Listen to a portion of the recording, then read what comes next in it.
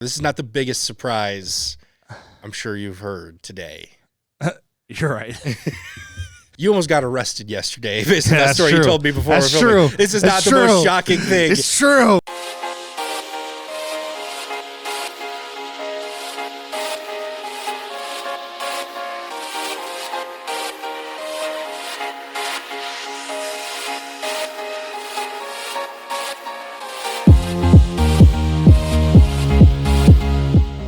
Hello, welcome to another edition of Popcorn Bucket List here. And as you are already sort of miming for us here, this week, I choose you.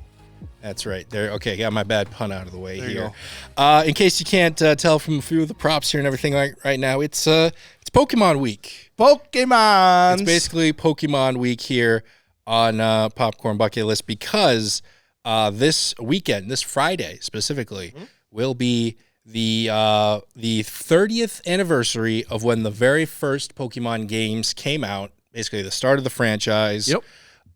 Back when they were released in Japan. They didn't make their way to America here until a few years later, but we'll get a little bit more into that. And with that, let's move into today's opening spotlight. We're going to be talking about Pokemon here, which means it's really kind of the perfect segue to sort of announce our latest partnership here. And I'm really excited about this one here. We've been working on this for a few weeks now. And yeah, we're basically bringing you this week's opening spotlight with a little help from the Card Farmers of Marshall, Minnesota here. Basically the best place for any card collector. And I think it works for whether you're a seasoned vet, you've been in the game here for a while, or maybe you're just starting out. Maybe you're just, with the 30th anniversary of Pokemon, you're like, I kind of want to get into this now. It's never too late. Yep. And the Card Farmers is the perfect place to start out on that. And you've been out there helping them a lot. I've been down there a few times. One of the things that really amazed me was the selection they essentially had there. Like, we're going to talk a lot about Pokemon here, and they do have a lot of Pokemon, don't get me wrong, but they have a lot of other stuff there too. There's Magic the Gathering, that's another big one. But there's a lot of sports cards and memorabilia there as well. Yep. And I you know what? Biggest surprise, they had NASCAR trading cards. Yeah. I didn't even know that was still a thing. It's still a thing. And that's gotten me back into it now too, because I have some like older NASCAR cards from, I think I would get it from like little die casts I would get as a kid or whatever. Yeah. So I had a little collection of NASCAR cards, and now I get to reignite there you go. that little collection right there. So I'll tell you what, you've got a huge selection when you've got NASCAR trading cards in it. Some of my favorite things there are, I'm a big history buff. So they have a lot of I've gotten some World War II packs. I've gotten some American inspirations or something. I don't remember what they're called, but I get a lot of the history ones. One of the cool pickups I just got a couple weeks ago was table tennis ones. And also, since the Olympics were just on, I bought a couple of things of the Olympic packs, and they had some. I think I have Lindsey Vonn in there, and so I'm gonna actually have to go back and actually see if that one's probably gonna be a little bit worth a little bit more. There's a couple. Now. I got a jersey card or a patch card from one of the hockey members from the Miracle on Ice. In a card, so they just got a little bit of everything. So yeah, like you've kind of mentioned there, just a little bit of everything, and like I said, it's perfect. It's the perfect place for someone who has been in this for a while. You need a spot to sort of build your collection, or like I said, if you're just starting out, it really is the best place, because I know another thing they do down there is they actually have some Pokemon card tournaments, and if you're like me, I don't even know if I played Pokemon when I was a kid. Or at least the trading card or anything like that. They have a little sort of a training session or a little tutorial beforehand as well. So really is kind of the perfect place here for if you're into Pokemon, if you're into Magic the Gathering, you're in sports, you're into history. Yep. They got Yu-Gi-Oh! They got pretty much anything you can imagine sports cards-wise. So yeah, make sure you check that out down at the Card Farmers here in downtown Marshall. And like I said, big reason why we're bringing this up, talking about the Card Farmers, is because of the 30th anniversary of the very first Pokemon game here being released. So we were kind of talking about this. How exactly did we want to cover this? I feel like this is a big moment in pop culture. Arguably some of the most recognizable, some of the most profitable characters essentially were introduced to the world here back in 1996 this weekend. So I feel like this was one of those few topics where I'm planning ahead a few months ahead of time. I'm like, well, obviously we're going to talk about Pokemon, but I never got around to doing anything specific. Yeah. So I was kind of asking you, like, well, what do we want to do here? And you brought up a really good idea here of like just kind of talking about some of the different forms and different versions of Pokemon that have been out and about. And I think essentially this whole conversation is going to be kind of like, if you want to get into this, here are the different versions and the ways you can do it, whether you're into movies and TV, cards, games. There's different versions of it. So we're just kind of talk about the origins of each of them here. We're not going to deep dive into all of it. Yep. That's 30 years of history in multiple forms. Yeah.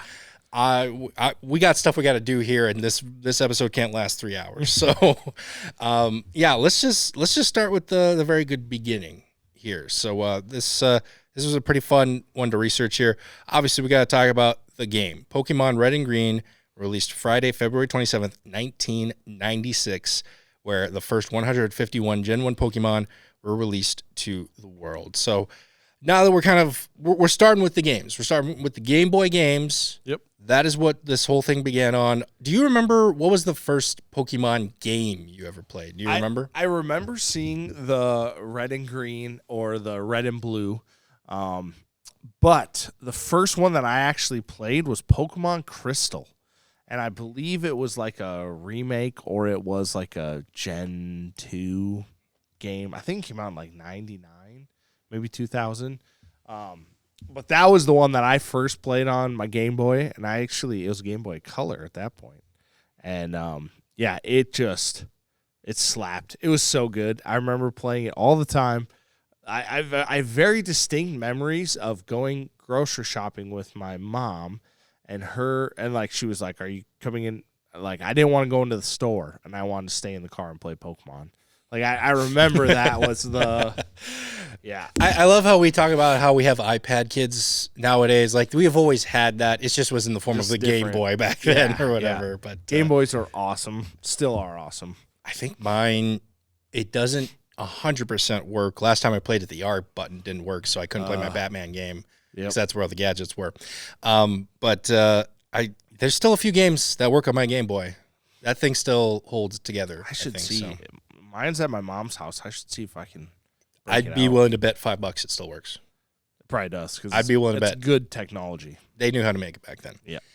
With Pokemon Crystal, was that one a little bit more colorized? Because I remember with that first one, the very first game, obviously it wasn't too, I don't want to call it black and white. No, but it was very grayscaled. Yeah. Do you remember Crystal? This one was definitely more colorized because it was on the Game Boy Color. Mm-hmm. And I just remember it being like, oh, wow, this is super cool.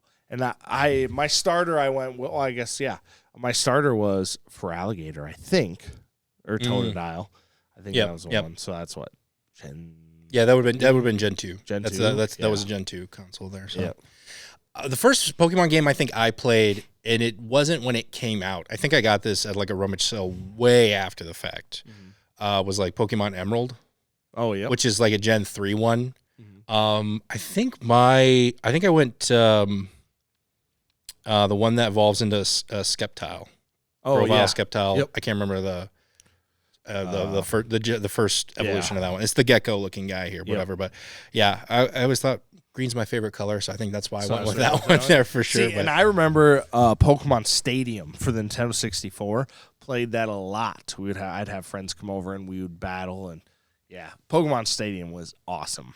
Yeah, but yeah, I remember playing Pokemon Emerald. That one was pretty fun here, a little bit more vibrant, a little bit more colorful. Honestly, I think that is maybe actually one of my favorite generations of Pokemon. Yeah, I think it's got some of my favorite overall, especially when you include like Metagross and a few of the legendaries and everything there too. So, like I said, very first game came out 1996.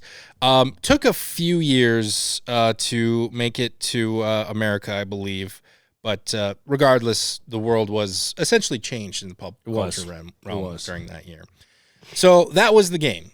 Game came first. Then came the trading cards. And those were released later on that year, still in 1996, specifically October of 96. And they released what was called the base set. What I find interesting, however, is they didn't actually cover all the 151 Gen 1 Pokemon. It was only like the first 102. Yeah, it didn't have everybody. Who didn't make the cut then? How do you decide who doesn't make the cut? That's a good question. I'm not asking you because that's Yeah. like too on the spot here, but I know you do a little bit more collecting than I do. Do you know how many of the do you have any of the base set? And if so, how much? I do you have maybe 5, but they're all the bulk, not worth. I mean, it's They're nice. the common ones. Yeah, but it's and it's so like for the average person, there's a lot there because you have the first edition, you have the shadowless, you've got the shadow, you've got the base set 2, then it gets into jungle, and it's like it's kind of hard to follow. But once you kind of get the hang of it, and you're looking for the first edition prints, and it's wild, but it's a lot of fun. Yeah, I don't have as many in like card collection, I think, as you have. But when you kind of really start getting into it again, I'd say like a couple years ago, whatever, I did start looking through mine again because I had them stored away. And I found out I have a bunch of like original, I don't know if they're base set, but they had to been like early on, but they were like from a different country. Like, they're like did I never show you those or whatever? No. Yeah, they're like, I've got like a Bulbasaur that's from like Germany. Or it was like has like German language on or whatever. Yeah. But as a kid, looking back on it, I didn't realize it was a different country. I just thought that was the name of the attack, and it was just worded differently. Yeah, that's really funny. Or whatever. Yeah. I'll have to show you those. Like they're older. They're not really worth much because they're beat up a little bit Yeah. and everything. But yeah, there's like I think I'll there's a definitely few wanna from see German them. or whatever. That's I'm pretty really sure it's cool. German. So And that's the crazy part is like I gave all mine to my brother a handful of years ago, and I don't know if I ever owned like a Charizard, but I saw a lot of them because a lot of my friends had them. Whether or not they still have them, absolutely no idea. The biggest one I had like now would probably be a Blastoise. I had a first edition Blastoise, but it wasn't really. It was just another card. It was a shiny card. It was nothing like it is now. that's what I find so ironic because I know I have a Charmander that's also one of those foreign language ones. But we think of trading cards as such a kid's thing. But as kids, we had no idea what the value of these were. No.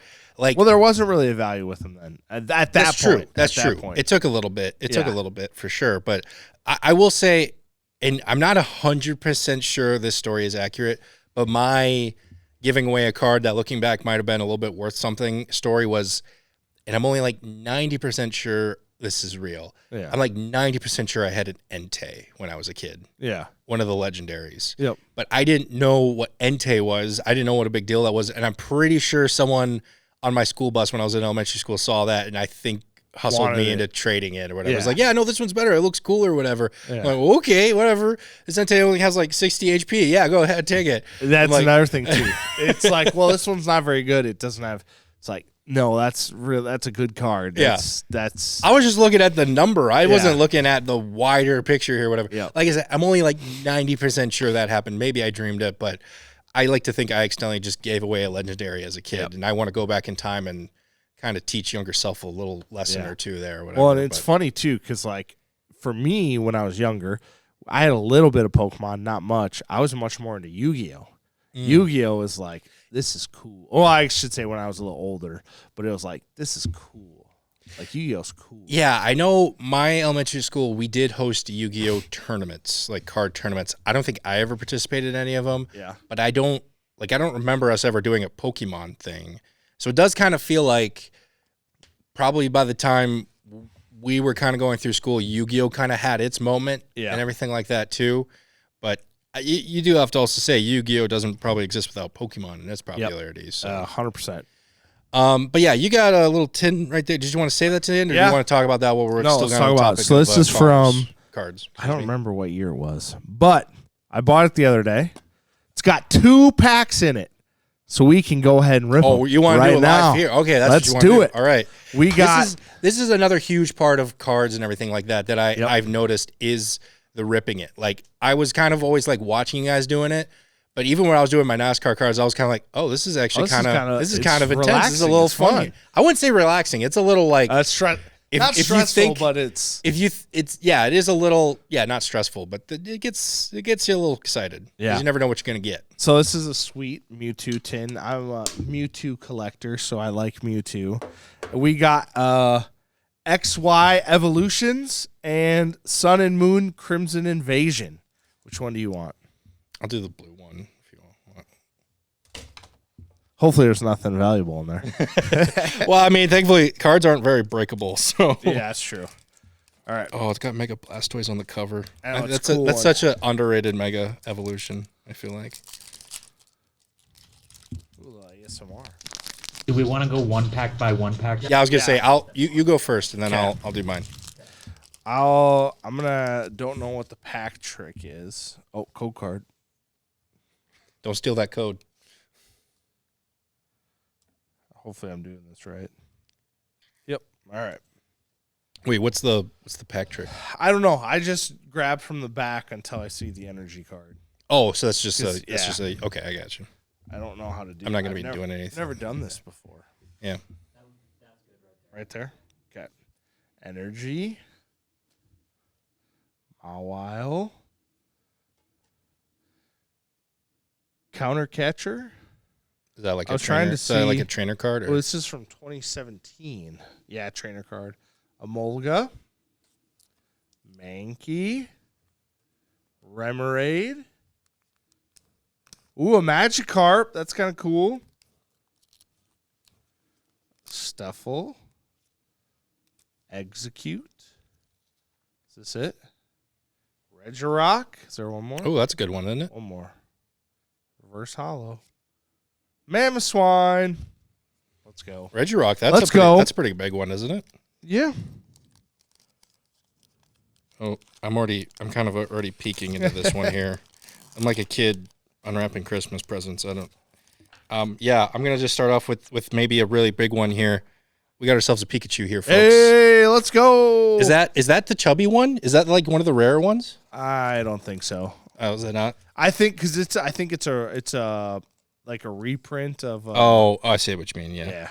Still pretty cool. Yeah. Pikachu. All right, we got ourselves a Growlithe. Growth. Let's go. Machop. Machop. Got ourselves a Nidoran. All right. Ponyta. Poliwag. I know that's that's one of your favorite ones there. So.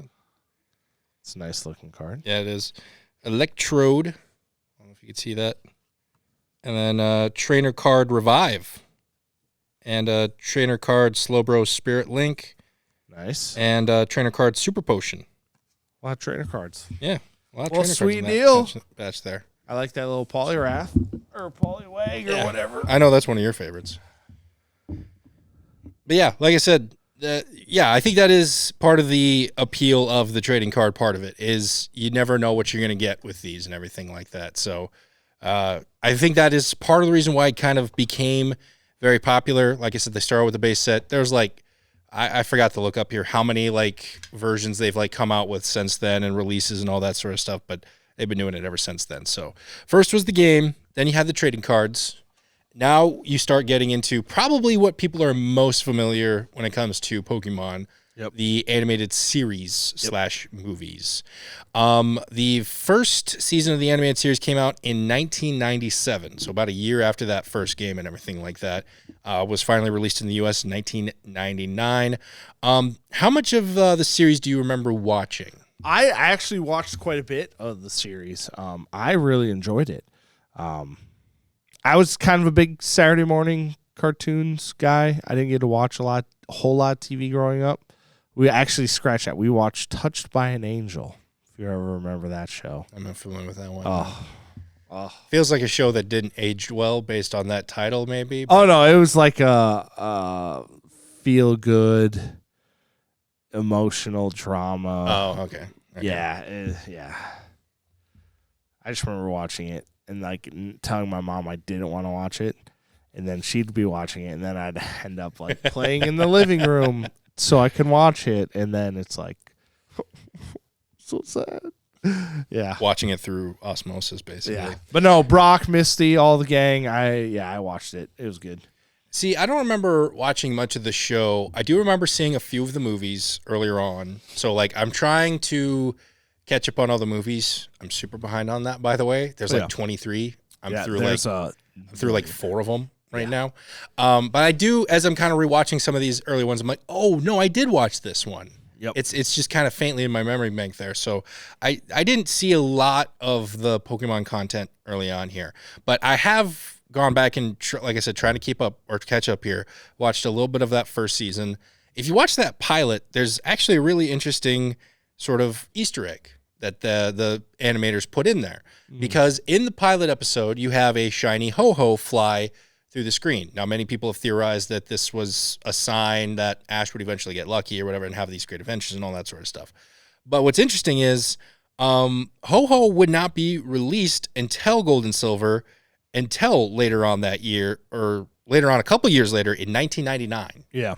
So they were already shooting their shot saying like, no, there's going to be some more stuff here. Yeah. Like when this show came out, even in Japan in 97, there was no Gen 2 yet. They didn't have a game. They didn't have cards, nothing. So seeing Ho-Ho fly by was kind of like, who the heck is that? Yeah. What is that all about? I think when I say they, I mean the Pokemon Company is they probably have the next like 6 years already planned out. And it's just making sure that they stick to that schedule and everything that they have planned. They had to have been just so... And the way things like kind of work back and forth, especially going with Pokemon Go, which we'll get into later, it's crazy. It's crazy. Yeah, like I said, starts off with the series, but eventually July 1998, that is when we see the premiere of the first movie, released to Japanese cinemas, eventually would be released to North America cinemas in November of 99 the next year. And I talked about calling their shot. I find it also interesting they call this Pokemon the first movie. Yeah. They're like, we're going to make more. We're going to make more. Like Avatar, the first movie. But they didn't have it in the first one there, whatever. But anyways, I don't know. I just think it'd be funny if they, like, you know, back in the day was like Indiana Jones, the first adventure or something like that. Like, okay, you don't even know if we like this one yet. Yeah. But, I mean, they ended up being right. So far, there are 23 movies and counting. So, first movie was, it's kind of like Babe Ruth calling a shot for the home run. Is it cocky? Yes. Did he end up being right? Yes. Also, yes. So, yeah, that is where, with a lot of times we always talk about going to the big screen. It's because it brings more fans to the franchise. So, that was a huge piece of the lore as well. Interesting enough, though, even though the movie featured a lot of big characters from Gen 1, didn't really connect itself to Gen 1. No. I feel like there's a reason why we do not put this movie in the best based off of a video game category, because it really was its own story. Yeah, it's kind of its own thing. It wasn't really based on any, yes, it's in the world of Pokemon, but it's its own thing. And same thing with the second one, too. I mean, you have the 3 legendary birds, and then you have Lugia in it. Well, obviously, that wasn't based on the video game that had the 3 legendary birds, because Lugia wasn't created yet. So it did kind of give... That's what's also kind of nice is you don't really have to be a fan or a diehard knower of one to enjoy the other. Yep. You can just enjoy the trading card game and not know anything about the story. Yep. You can just enjoy the video games and not have to see the movie and be like, well, it's inaccurate because this happened differently or whatever like that. You can just go watch the movies and not having played the game. And have no idea what anything else is going on. Which is something we do not see nowadays. Nope. It is so much, when you do a version of a video game, you have to stick to it. Yep. You have to be accurate to it, or the fans will riot. And they will get you. Well, yeah, I mean, they'll try to, but I mean, how much power does Twitter really have any day? Yeah. But basically a pattern here begins to develop. Basically, a new season of the anime starts about midway through the show. They will introduce the movie. Sometimes it'll actually be connected or not to the series, or at least there will be some story points or whatever that you kind of need to know. But then the rest of the TV show will conclude that season. So, Yep. But now that's kind of the pattern for many years there. And then we move to 2016 when Pokemon Go, really kind of the first big new thing to be introduced to the Pokemon franchise. Like I said, it was really just those 3, and it was just kind of rinse, repeat. We released a new game, new Pokemon, we'll release the cards, here's the show. I still remember when Pokemon came out, before like when the trailers came out for it and like getting Pokemon in the real world. I specifically remember, shout out Jacob Moe, talking to him about it, and he asked me if I was going to download it, and I was like, I don't know. I'm not really a Pokemon guy. I've seen the show, but I haven't watched it for 10, 15 years at that point, you know? And he's like, you should download it. It's going to be pretty big. It's going to be a big thing. And I was like, yeah, I suppose I'll download it and see what all the hype's going to be about. And it's 10 years later, and I'm still playing. So I'm almost in the exact same boat. I think it was because it was summer. At one point, I ran into some friends, high school friends. We were meeting up, in between college years or whatever. And I think they had convinced me to download it. I was like, okay, yeah, I'll give it. It'll be just a fun thing us friends do or whatever. Yeah. And I think out of all of us, I'm the only one who still plays it. Yeah, to this day, it's crazy. So. And there's so many things like real world aspects to the game that I love. I absolutely love. You can go anywhere in the world and open it up and go exploring, and like that's what I like to do. And the other thing is, it's its own lore. Once again, you do not have to be a fan of all these other years of Pokemon content to kind of know what's going on. It's kind of setting itself as its own thing, as its own rules, its different dynamics of battling. Yep. And it's just kind of its own thing. So this is why I do think the Pokemon franchise has survived as long as it has. There are options, and you don't have to be tied to all of them to be a fan of it. You could just be a fan of Pokemon Go, and if you don't like that way of battling, you don't like how it is, we'll try a different one out. There's a whole different way you battle with Pokemon cards. There's a whole different way you battle with the games. And it gives you options. Yeah, and it's so many different, like you said, like some people get into the trading cards to collect high-end expensive ones. Some people get into the game to collect whatever they're looking for. Some people like to do the cards just for battling and don't care about the monetary or the, once this set's done, all right, done with it, let's go to the next one. I want to do that. So, like, there's so many different avenues you can do in the Pokemon world. It's crazy. So, yeah, like I said, a lot of ways to get into Pokemon. And if you want help getting started with that, make sure you check out the Card Farmers here in Marshall, Minnesota. They have tons of options, tons of things to purchase there. And like I said, you don't even necessarily have to be into Pokemon. It could be, like I said, sports collecting. I mean, I think I joked with you. Baseball trading cards was like the original OG trading cards. Yep. So if you want to be into sports or Magic the Gathering, like you said, history, all that is available over there. And check that out. They also have some fun activities, in-person events, giveaways. So make sure you follow them on their social media channels as well. Do you consider yourself an avid trading card fan? Or are you looking to start your own collection? Then be sure to check out the Card Farmers of Marshall, Minnesota.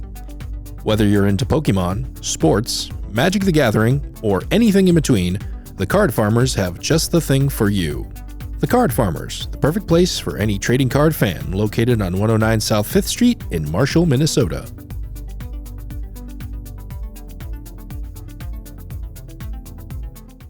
Well, let's move on here to the weekly preview, talk about all the movies coming out here this weekend. A little bit of a bigger one for streaming services. It's been a little quiet for them these past few months. It's good. Here. It's been a while since we brought up a few of these, so let's just jump right into it here with Wednesday, February 25th, kicking it off here midweek, coming to Prime Video, The Bluff, rated R, set in the prime time of piracy, or piracy prime time, if you will. Piracy prime time. Say that one 5 times fast. Or even 3 times Privacy fast. prime time, privacy prime time, privacy prime time. I think you turned it into privacy instead of piracy. You're right, I did. So, piracy prime time, piracy prime time. I honestly still think you did better than I would have. But yeah, so set in sort of the Caribbeans and all that sort of stuff. One pirate is hunting for a former woman pirate who is in hiding. But once she is found, the pirates get way more than they bargained for, as she proves why she was called Bloody Mary. Whoa. I got to be honest, I was very surprised by this one. I don't think I had heard or seen anything about it leading up to this. Seeing the trailer was the first thing I'd really seen anything of it. And I was pleasantly surprised by the action in this one. Yeah, I can't say much because I actually didn't see the trailer. I scrolled down and I did not see this one at the. Is this at the bottom or the top? This is right below weekly preview. Yep. So I missed that one. But Well, it sounds interesting. Are they actually like piracy? yeah, Pirates? like 1840s pirates, and Yeah. you're gonna really kick yourself if you miss this one here because it stars Carl Urban, Oh, which is why I thought you'd have a lot more to say about this one. oh. I like Carl Urban though, so it sounds interesting. It sounds good. Yeah, there's some gory action to this one here, and I don't Well, want it's to. perfect. I don't want That's to what I spoil want. it for you, but this, and I don't know if I could actually say it because it's pretty graphic. Is this And R-rated? Yeah, it's rated R. Oh, perfect. Yeah, she's Bloody Mary for a reason. Perfect. In this, so I actually think this will be one of. I'm hoping this is not one of those. The few good moments was in the trailer movies. That's my only worry here. But yeah, an interesting pirate movie for sure. But let's just move on to Friday, February 27th. Hopefully, these are the ones you did see. Yep. Here, So awesome. let's kick things off with Scream 7. This one's coming straight to theaters, also rated R. There are two things that never die: Ghostface and the Goonies. Ooh. Goonies never say die. Right? Goonies never say die. And it seems like Ghostface never stays dead because I feel like they kill him off like every other movie, right? Yeah. Something like that. He dies a lot. I don't know. The character of Sidney Prescott has reestablished a new life with a new family, and things seem to be going well until the psycho killer returns. Psycho killer. Ghostface is back. Yeah. It'll be interesting to see what's his name? Matthew Lillard? I believe he's got a role in this. Does he have a role in this? We're Okay. not sure of what, Okay. however. He could be Ghostface. You never know. That's the implication. Yep. We'll see. I don't know, but there is a little bit of nostalgia to this as it was written and directed by the same person who did the original Scream movie here. So I feel like they're kind of setting this up as sort of a, okay, we're going to finish off this story. It's kind of this whole, This one is. let's finish this. It the ends finale. tonight. Exactly. I think that's what they're It ends tonight. Evil dies tonight. Vibe Terrible, here. terrible movie. But I almost worry that it is almost going to be like that, where it's going to be like, okay, we're going to finally take him down, and then we think And then we what? do, and well, we get another Halloween movie here, Yeah. or in this case, Scream movie. So I don't know. Maybe I'm hoping it is just kind of let's actually finish this. Yeah. But I don't want him to, because they threw Michael Myers in a wood chipper. I think it was even worse than that. I think it was like a metal crusher Yeah. thing or whatever. Yeah. You had to make sure, right? Yeah. But I don't know. I got to confess something here. I have not seen a single Scream movie, believe it or not. Okay, calm down. Not that. I'm not the biggest fan of horror. This is not the biggest surprise I'm sure you've heard today. You're right. You almost got arrested yesterday based on that That's story you true. told me before. That's we're filming. true. This is That's not the most true. shocking thing. It's true. And we're not going to give you any more context on that. We're just going to leave it at that. That's a little bit of PBL lore that you're never going to hear the final story of.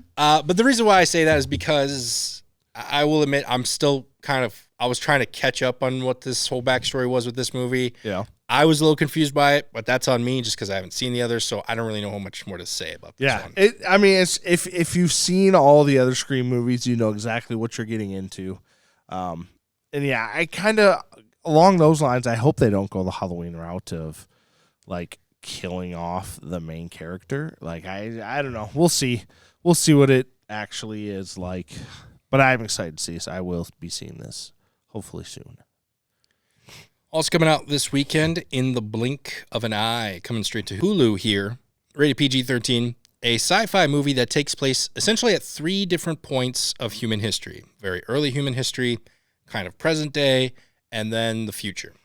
This is a story about living life, both in the vein of trying to survive and in just actually trying to experience and enjoy life. Interesting cast here where we have 2 people who are usually in comedic roles, kind of taking on a little bit more of a serious thing here with Rashida Jones and Kate McKinnon. What do we think of this one? Yeah, looks interesting. Wealth of knowledge here from Meyerberg today. I will say, for me personally, this one actually really, really intrigued me. Okay. I think. Another thing I feel like I should point out is it was made by the same director who did Finding Nemo, WALL-E, and John Carter. So he does know how to do sci-fi. John Carter was a little bit of a miss, but I don't know if that was his fault. I would say John Carter was the best of those 3. Even more than WALL-E? Yeah. Okay, all right. John Carter. Did you watch John Carter? It's been like forever. But Yeah. When I watched that when it first came out, my life was changed. Oh, okay. I feel like that was how some people, when they at the right, I think it came out at the right age for me. I was completely dismissing this movie, but since you said it was by the guy that made John Carter, I'm actually gonna give it a shot because I That's what we're really here like for. John Carter that much. It's what we're here for, man. I would say the Wall-E Finding Nemo would be the more selling point. Well, it's interesting because they didn't even mention that in the trailer. They mentioned the Finding Nemo Wall-E, but I had to look that up to mention the John Carter thing. So See, and that's too bad because John Carter was so good, so good. what I'm trying to say here is the guy knows sci-fi, and he knows how to do some dystopian sci-fi, I think. And there's a little bit of that here in this movie. I like to think it looks like it's trying to tackle some interesting ideas. Yeah. And the whole 3 different kind of time periods thing, I feel like they're going to kind of find a way to connect those. Pretty cool as well. Yeah. I don't know. I'm kind of excited for this one, really. So, Yeah. I think actually it should be pretty good. Yeah. Okay. I'd say one name, and all of a sudden you turn the tables. What if I lied to you? What if I did that one day? What if after you give me nothing on a certain movie, I have like locked and loaded? Well, it was actually produced by Quentin Tarantino. And then I get you to be like, oh, yeah, I love this movie. And I'll be this like, movie's going to be great. and I'm going to rip that rug from underneath you and be like, ha, you idiot. It was made by Brie Larson. See, it's just, my eyes would fall out as I was watching it, I would say, something's not right here. I'd be like one of those, wait a minute. Who are you? Yeah. Anyways, let's move on to the last one here. This episode's running a little bit longer here, so let's just wrap this one up with Man on the Run. This one's coming straight to Prime Video, rated R. We've had a few Beatles documentaries. Might as well make one more. Well, to be fair, this one focuses a little bit more on Paul McCartney specifically. I would say it's more a Paul McCartney Yeah. documentary. Basically, specifically shortly after the breakup of the Beatles. Yep. And I guess I didn't really know this, but yeah, he kind of tries to start up his own new music Wings group, but it doesn't start off as well. No. I just kind of always assumed like he left and he just kind of took off. He was like the Harry Styles of this group. No. He just left and kind of became his own thing, and it was a mega star right away. Yeah. I didn't realize. Well, he he was was still a struggle there. star, but it wasn't like his music's really good. It was just, oh yeah, he made some new songs that weren't that great. Mm-hmm. That's what it is. Yeah, I would say this documentary was made by another pretty big name. He's done quite a few documentaries here. Morgan Neville. You probably best recognize him from "Won't You Be My Neighbor." I really love that. I really love that one. So I think that'll be pretty good here. Question, I guess, for music history fanatics in general. Is Paul McCartney the only one who actually benefited from the breakup of the Beatles? I think so. Because I guess you could make the argument John Lennon, but I don't think he benefited as much as Paul did. I agree with that. Like, And Ringo couldn't really do anything, so. Ringo's fascinating to me. I think Ringo went from 4th place Beatle, but became 3rd place Beatle just because of how much we made fun of him for being 4th place Beatle. Yeah. Like, I can't even name the 4th one Yeah. at this point. But everybody knows Ringo. But everybody knows Ringo for being 4th place guy, and I think that accidentally catapulted him into 3rd place. Yeah. That's funny. That's a really good. That's what I've always noticed about Ringo. Like, I like that. Everyone knows Ringo because we joke about Ringo, but I don't think most people can name all 4 Beatles Yeah. just because we joke about Ringo. It's like Meg. Yeah. We know Meg because we make fun of Meg Yeah.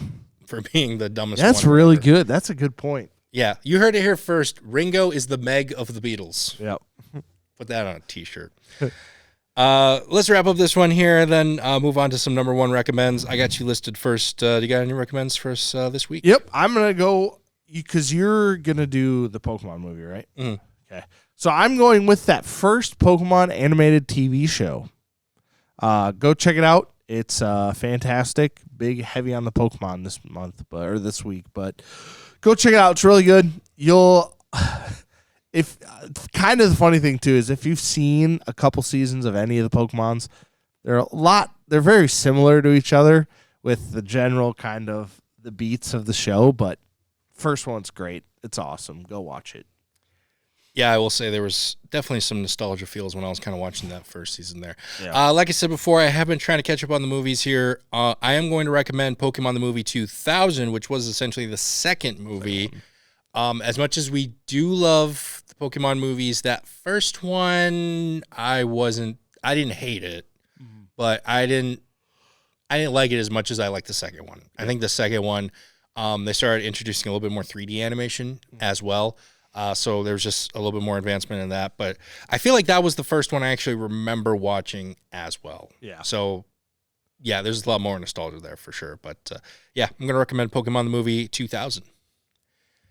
But that's going to do it for us here on this episode of Popcorn Bucket List. Once again, make sure you check out the Card Farmers of Marshall, Minnesota, especially if you kind of want to get back into the Pokemon hype here, like we said before. Maybe you've never played before. Maybe you're like me. You did a bunch when you were a kid, totally abandoned it. You need a little something to kind of jumpstart that deck again. That's the perfect place to do it. So not only can you buy and sell some Pokemon cards there, like I said, they also host some Pokemon tournaments for you to play and participate in as well. And of course, they have more than just Pokemon. They have, I saw in the back room there, they got some like collector comics as well. I was sifting through those as well. Yep. There's a little something for every fandom. They got all kinds of stuff. So, also a little programming note. I said last week we were going to have a special project premiere this week. That is going to be pushed to next week.